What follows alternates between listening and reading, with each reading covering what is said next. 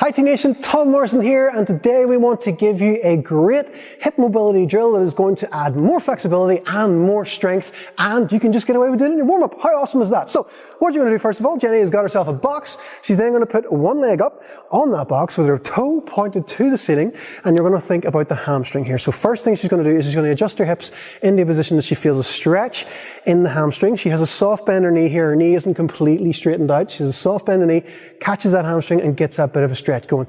Then from there, now this is the important part, okay? So it's not just enough to stretch your hips, you got to strengthen them. From here, she digs her heel into the box as much as she can, and she starts to create tension there. It's like an isometric hold, think like a plank that you're doing in this position. Imagine there was a ball in between your legs and you're trying to squeeze the ball as much as you can, all the way driving that heel into the box. You can hold that for 5 seconds or 10 seconds, however long you want. It's just okay, you can do whatever you like. So from there, you then change your bottom foot position, so the one that's on the floor, you turn it away from yourself, and then you're looking to feel this more in the adductor muscle. So same idea, adjust your hips until you feel that you've got a bit of a stretch up in your business, and then from there, again, drive that heel into the box and hold that position. So I don't know if you guys can see this, but Jenny's actually shaking like this as she's doing that. She's building a bit of strength into the hips, and this is a great thing to do. So from here, we then internally rotate from the hip. She gets herself again, feel that stretch a little bit different this time, and then she again gets that tension again. Really think you're trying to squeeze a big massive Swiss ball in between the legs as much as you can.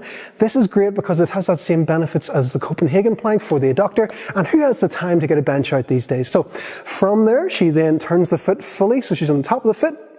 She then goes into what is the Bulgarian split squat, or the rear elevated split squat, whatever you want to call it. We're going to call it the couch stretch, reach, lunge, thingy-mabobber. So that's what we're going to call it for today. You can call it whatever you like. From there, she then pushes through this foot here until she feels her glute activating, and she's holding herself with the back leg as well. And then she just brings herself back up to standing. So stay on that leg for another full set. Go back to the first variation, the toes pointed up, and then you can go through, again, create the tension in each position and make it sort of flow around quite nice.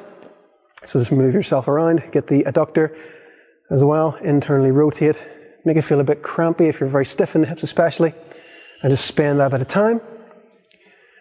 Then after you've done two, you would then just swap legs and continue the whole thing again. So add that into your warm-ups, make it just something you do quite regularly, get that tension into the hips as well as stretching the hips, because it's just very, very transferable to your lifting and makes you feel a lot stronger as well. Okay guys?